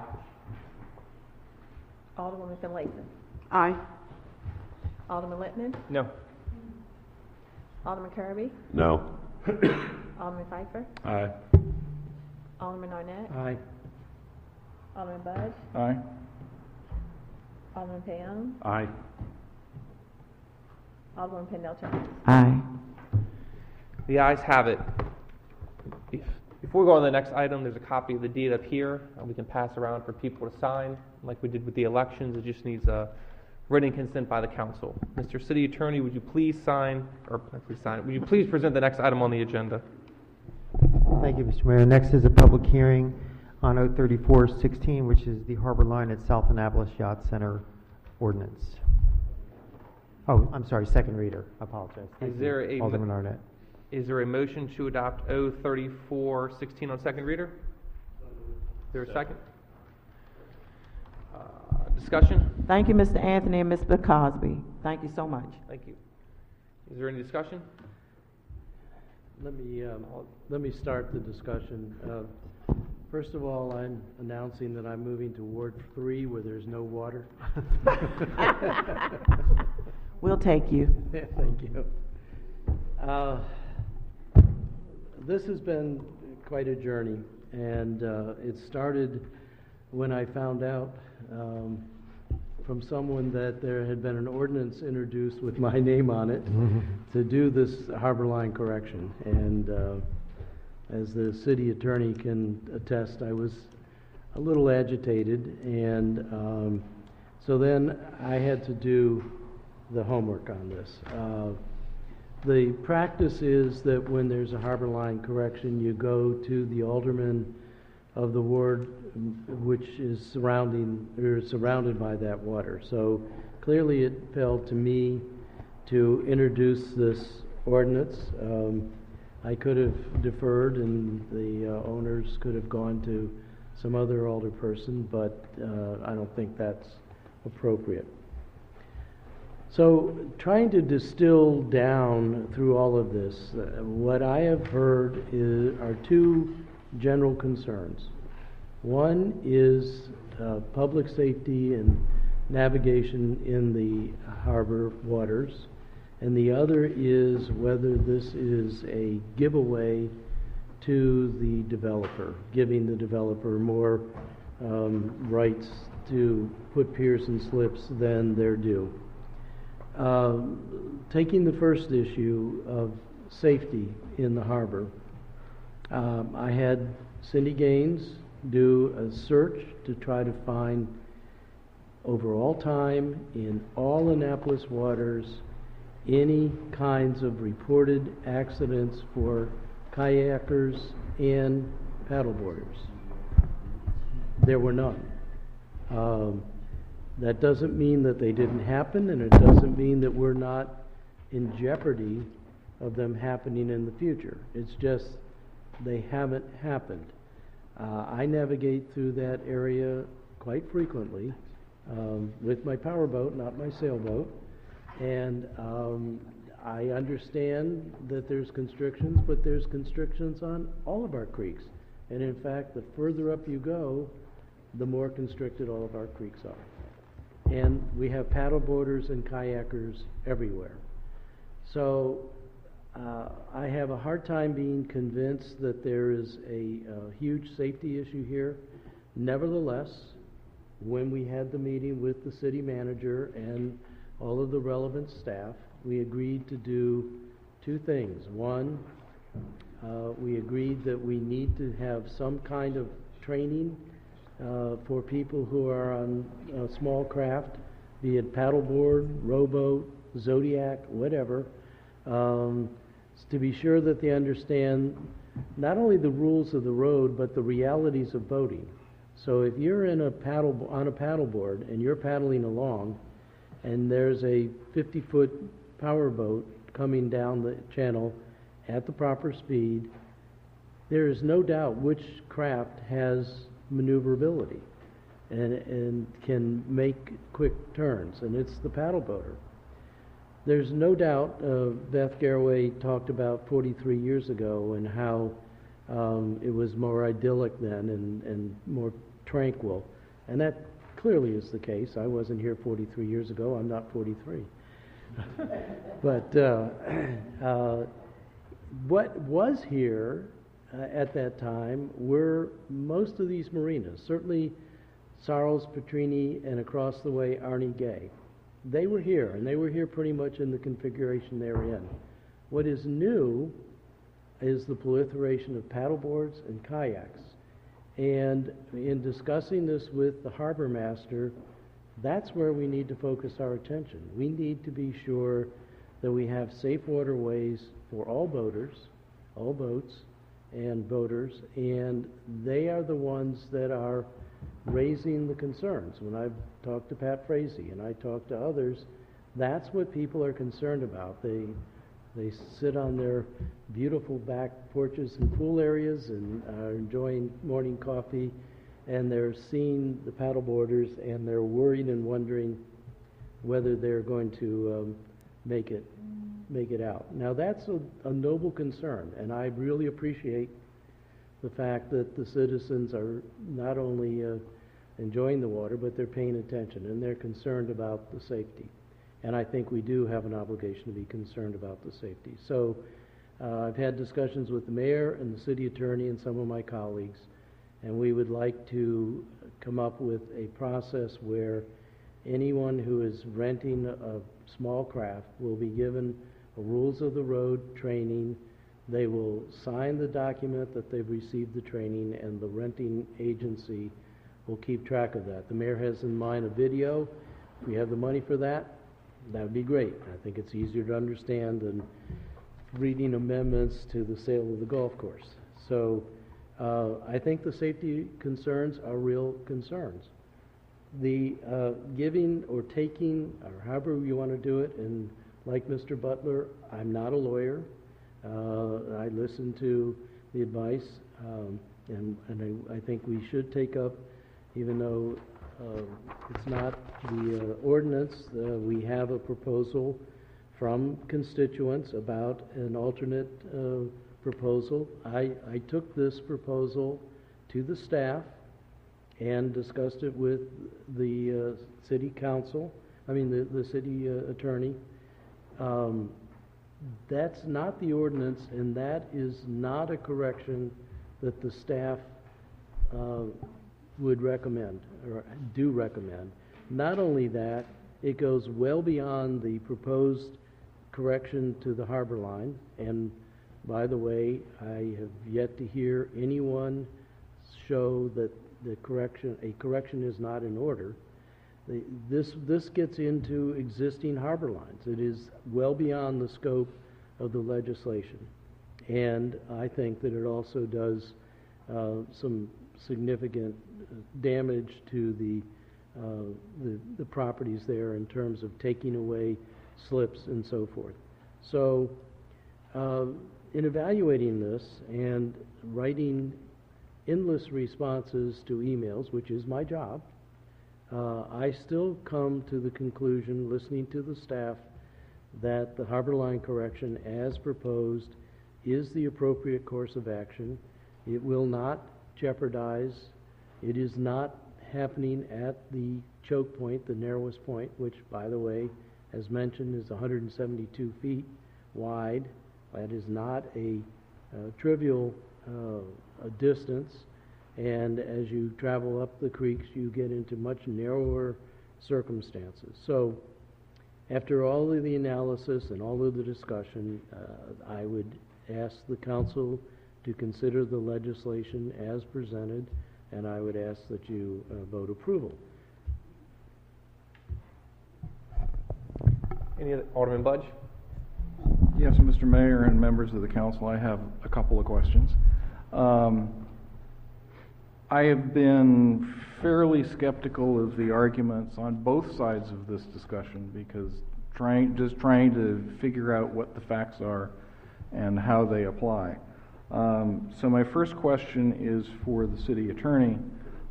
We had some discussion and heard some testimony earlier this evening about how adjusting the line may or may not be a taking.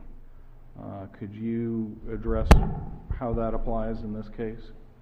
Well, there's been some public testimony tonight and I think on other occasions that the adjustment of the line could cause a taking or would cause a taking of property rights of residents.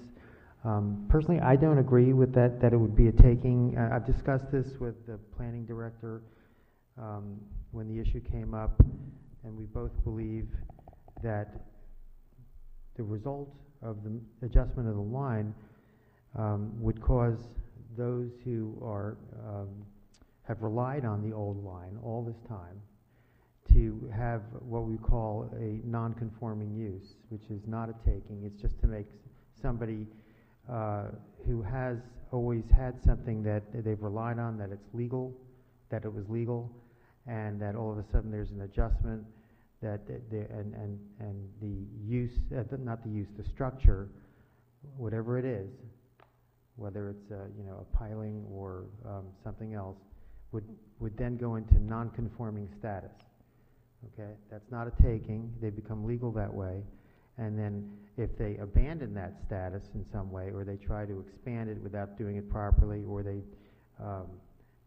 the owner would do something else that could cause the owner to lose the non-conforming use, then at that point, if it's declared I keep saying a use, but I mean a structure. If there was an abandonment in some form, then compliance with the adjusted line would be required. So I don't think it's a taking, and that's the position that I would advise the city to take, and I think it's a defensible position, and something that as I said, the planning director and I have discussed, and we both satisfied that the taking issue is not an issue at all. Okay, thank you. Okay, you're welcome. My second question, I guess, is for Director Gutwald or Mr. Scott, depending on. You having fun? Yeah. Who wants to field it? Regarding the harbor line and the indent and Mr. Hyatt's remarks about having an orderly line and your staff's comments about an orderly line. Why I would like your reaction to the proposal to have the harbor line be on the outside of the pilings, and why you think that may or may not be preferable to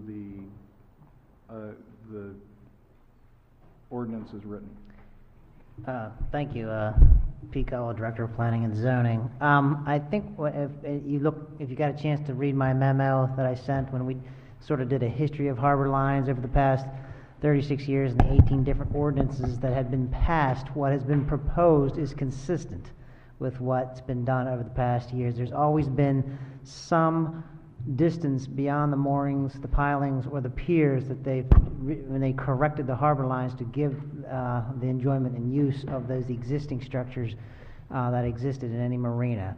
The sister companion bill that was the Chester Marina that went in with the same time the South Annapolis Yacht Center was 10 feet from the mooring pilings. I mean, the harbor line was adjusted 10 feet from those existing mooring and pilings. So that would be my reaction, is that it's just, if you look over of the ones that we had drawings for, the South Annapolis Yacht Center was very consistent with what has been done over the past 18 different ordinances. Thank you. Sure. Is there anyone else? Thanks. So, that being said, here's my take on the legislation.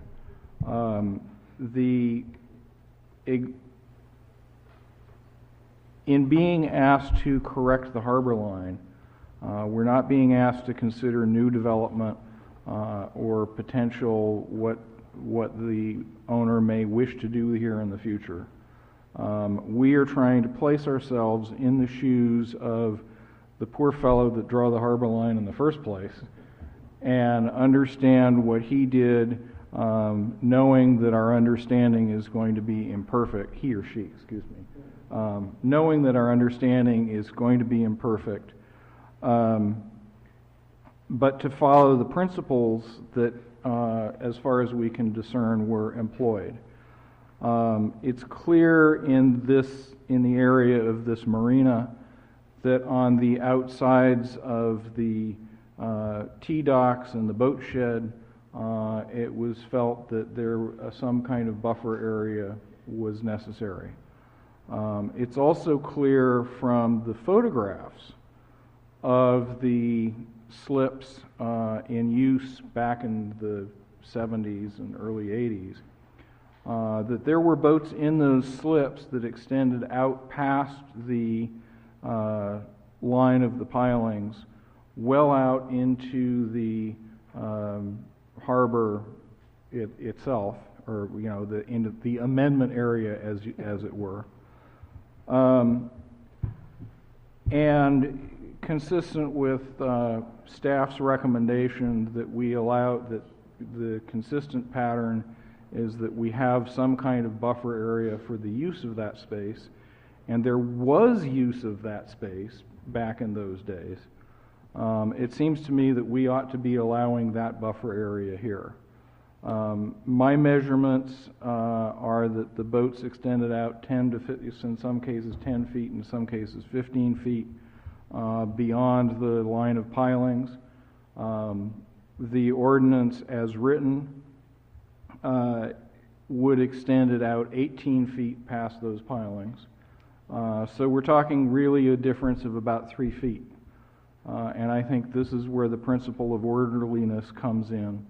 A indent of 3 feet will create a lot of overhead for enforcement, for the harbor master, GPSs without a lot of fancy additional gear, not even that accurate. And so you'd have to haul a surveyor out every time you had a question, which is, like I said, not orderly.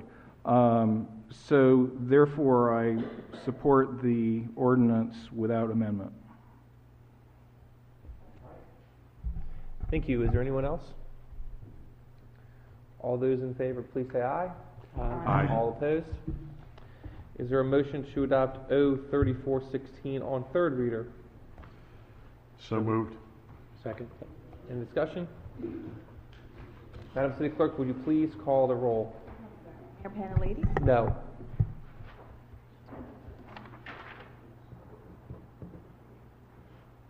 Alderwoman Finlayson? Aye. Alderman Littman? Aye. Alderman Kirby? Aye. Alderman Pfeiffer? Aye. Alderman Arnett? Aye. Alderman Budge? Aye. Alderman Payon? Aye. Alderwoman Pendel Charles? Aye. The ayes have it. Mr. City Attorney, would you please present our next item? Whoops, sorry. Mr. Mayor, next item on the agenda is another legislative item, second reader, R3616, which is the renaming of a section of Holclaw Street between the intersections of Bunch Street and Hicks Avenue. All right, is there a motion to adopt R3616 on second reader? So moved. Is there a second? Second. Any discussion?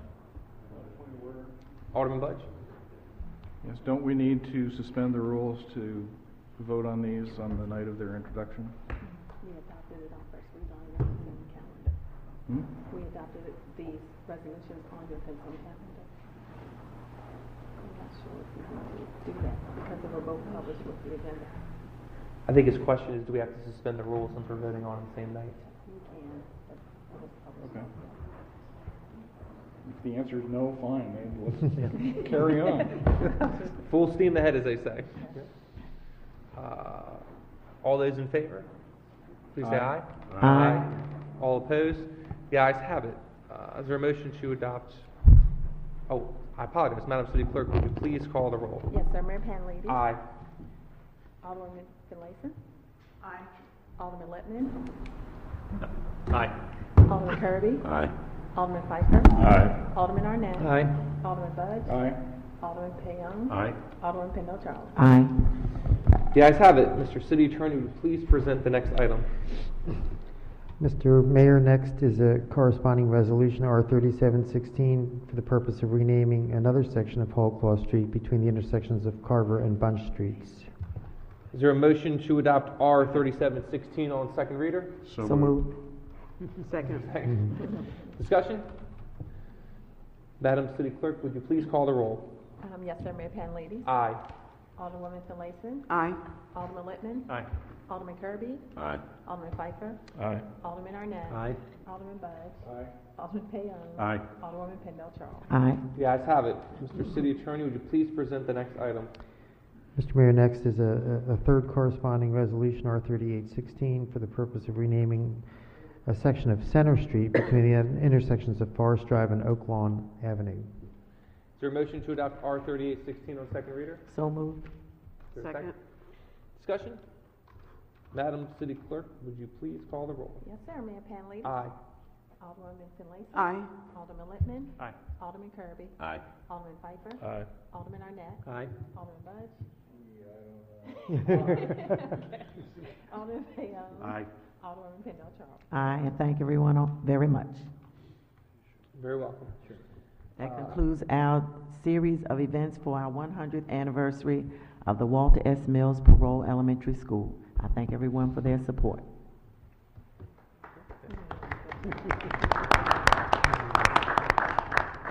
Thank you for your leadership. Mr. City Attorney, would you please present the next item on the agenda? Mr. Mayor, next is a proposed motion to postpone the three resolutions that we've seen here before, R2116, 2316, and 2416, to a date certain, So moved. Second. January 9th. Any discussion? Alderman Finlayson? Yes, question for our city attorney. January 9th is right around the corner. I know, I read it, but You won't make it to the meeting after that? I would do that. I would suggest that because there may be a proposed amendment to those resolutions that the council would be seeing. Postponed to the second meeting in January. Alderman Which Budge? still may not be enough time. That was a question. All right, so it's been changed to the second meeting in January. Any discussion? All those in favor, please say aye. Aye. Aye. All opposed? The ayes have it. Is there anything else for the good of the order? Seeing none, I'd entertain a motion to adjourn. Alderman Well, Payne. actually, Mr. Mayor, I did not sign the deed yet, simply because my legal training tells me I don't sign anything without reading what it is that I'm signing, and I think I owe that much to my constituents in Ward 2 and the people of the city to at least briefly review the deed itself. You haven't read it yet? Yeah. I read a proposed deed, yes. However, I don't know what's attached to those, and I'd like to review them before I sign them. That's all. Thank you. Having said that, I move that we adjourn. Is there a second? Second. All those in favor, please say aye. Aye. All opposed? Meeting adjourned. Thank you.